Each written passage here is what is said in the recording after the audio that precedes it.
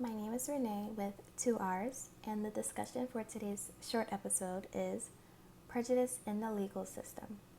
We're diving into a topic that desperately needs more attention, more voices, and more light shed on it. This conversation will cover racism, abuse of power, and injustice in the decisions made by the court. So, let's get into it.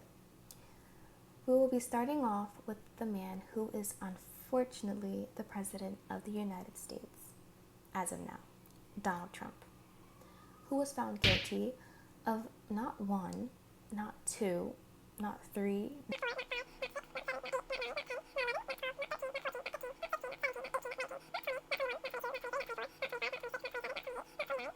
not 31, not 32, not 33, but 34 felony counts.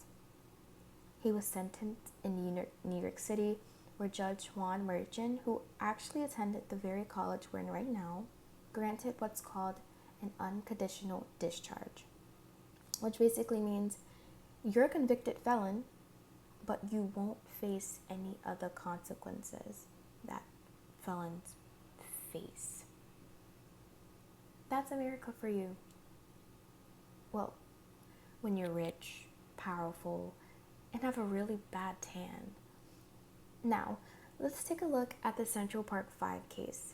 It tells the story of 5 Black and Latino teenagers from Harlem who were wrongly convicted of raping a white woman in New York City back in 1989.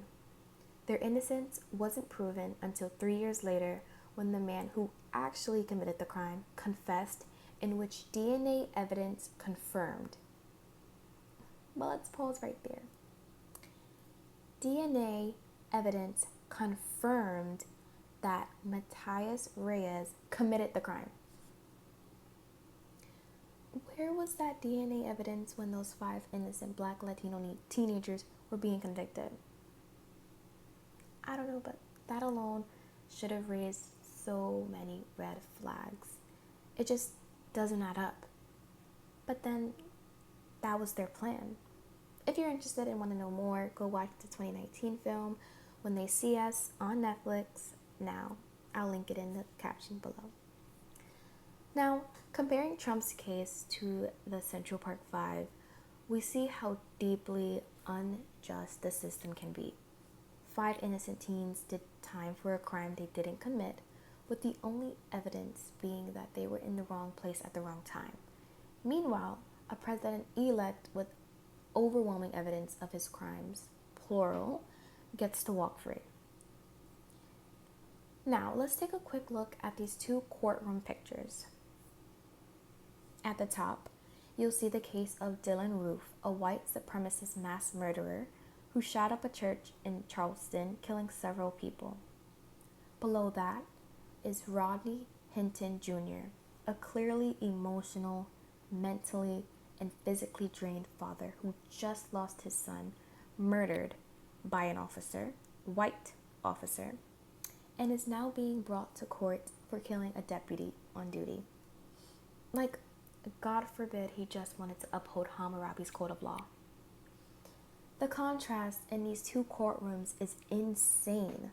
Why does it feel like Dylan Roof is in court over a parking ticket, while Rodney Hinton Jr., a grieving father, is being buried and judged so heavily by the system?